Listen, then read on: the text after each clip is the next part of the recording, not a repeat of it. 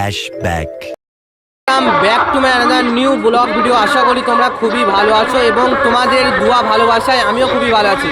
So finally আজকে আবারও বার হয়েছি বিধায়ক নওশাদ সিদ্দিকী ভাইজানের প্রোগ্রামে। জানেন যে জাউলগাছি বাগানাইট গ্রাম, জাউলগাছি অঞ্চল বাগানাইট গ্রাম, তো ওখানে আসছেন ভাঙড়ের বিধায়ক নওশাদ সিদ্দিকী ভাইজান। রক্তদান শিবির হবে। তো আমি বাগানাইট গ্রাম থেকে ভিডিওটা শুরু করেছি। তো আমি এখানে এসে খবর পেলাম যে বিধায়ক নওশাদ সিদ্দিকী ভাইজান আসতে একটু দেরি হবে, তো ভাবলাম এখান থেকে ব্লগটা শুরু করে দেই। তো আর কিছুক্ষণ পরেই আমাদের ভাঙড়ের বিধায়ক নওশাদ সিদ্দিকী ভাইজান আসবে। তো স্টেজের ওখানে গিয়ে তোমাদেরকে দেখাবো এবং যে জায়গাটায় ছেলেদের ডোনার এবং মহিলাদের ডোনার কিভাবে সাজানো হয়েছে বা কীভাবে রক্তদান শিবিরটা শুরু হবে।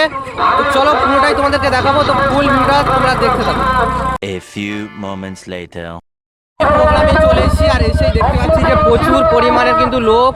আর এই সাইডেটা মহিলাদের রক্ত ডোনার করাবে আর এই সাইডে ছেলেদের। তো ভিতরে গিয়ে তোমাদেরকে দেখাবো কেমন ভিড় হয়েছে এবং ছেলেরা রক্ত দিচ্ছে। তো চলো ভিডিওটা পুরোটাই দেখতে থাকো, আশা করি খুব ভালো লাগবে।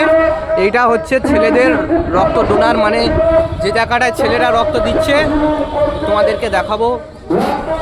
এইদিকে সব ডাক্তাররা বসে আছে আর রক্ত ডোনার কিন্তু শুরু হয়ে গেছে। এখানে এসে দেখতে পাচ্ছি চারিদিকে সব ভাইরা রক্ত দিচ্ছে, সব দাদারা। শুরু হয়ে গেছে অলরেডি কিছুক্ষণ আগেই রক্ত ডোনার শুরু হয়ে গেছে আর কিছুক্ষণের মধ্যেই ভাঙড়ের বিধায়ক নওশাদ সিদ্দিকী ভাইজান আসছে। তো ফুল ভিডিওটা তোমরা দেখতে থাকো। দেখতে পাচ্ছি ভাঙড়ের বিধায়ক কিন্তু ইতিমধ্যে চলে এসছে। ভাইজান কিন্তু চলে এসছে। তো ফুল ভিডিওটা দেখতে থাকো, আশা করি খুব ভালো লাগবে। নওশাদ সিদ্দিকী তোমায়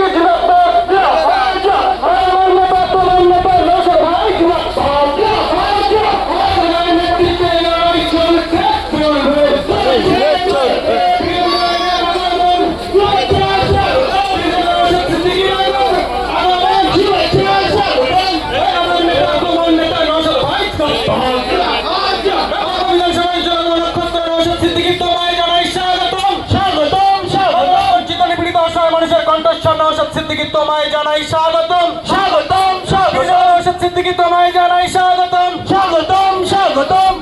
নওশাদ সিদ্দিকী ওয়েলকাম, শুভেচ্ছা, স্বাগতম। ভাইজান কেমন আছেন? নওশাদ সিদ্দিকী জিন্দাবাদ, বিধায়ক নওশাদ সিদ্দিকী জিন্দাবাদ।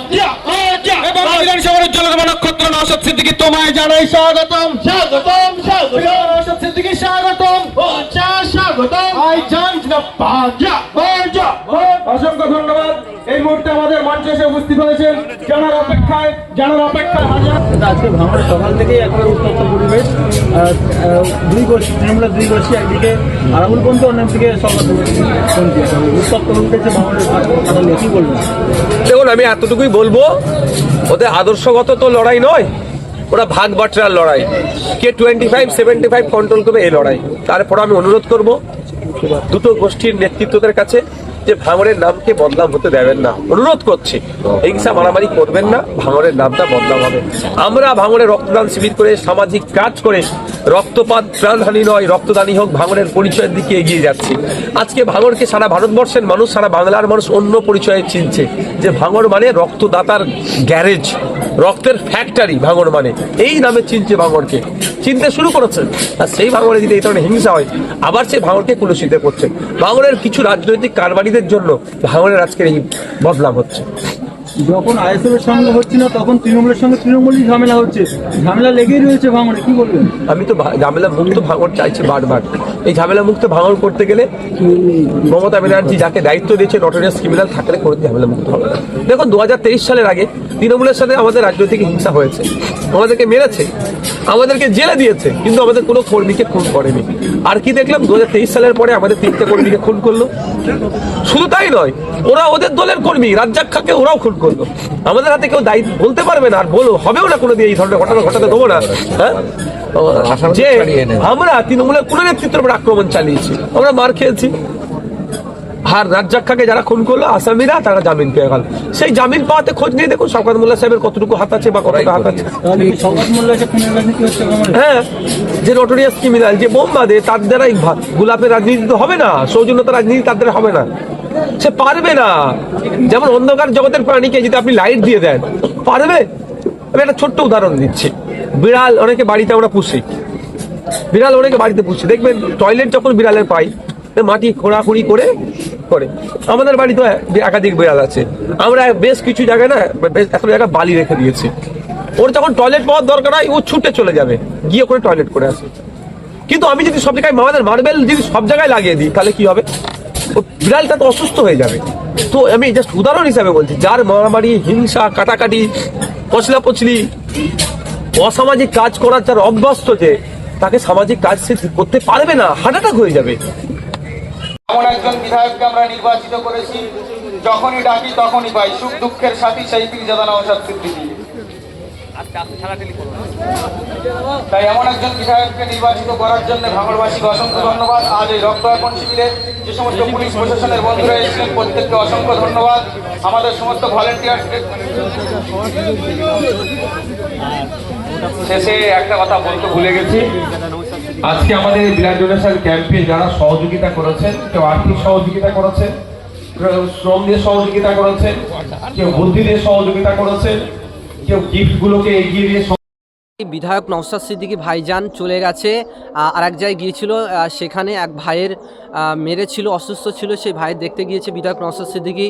তো আজকে এই যে ভিডিওটা দেখিয়েছি আপনাদেরকে, তো কেমন হয়েছে অবশ্যই কমেন্ট করে জানাবেন। আর যারা এখনও পর্যন্ত আমার চ্যানেলটাকে সাবস্ক্রাইব করেনি, সাবস্ক্রাইব করো। তো সবাইকে অসংখ্য ধন্যবাদ ফুল ভিডিওটা দেখার জন্য। তো দেখাচ্ছে নেক্সট এটা কোনো ব্লগে, ততক্ষণ সবাই ভালো থাকবেন, সুস্থ থাকবেন, সবাইকে অসংখ্য ধন্যবাদ।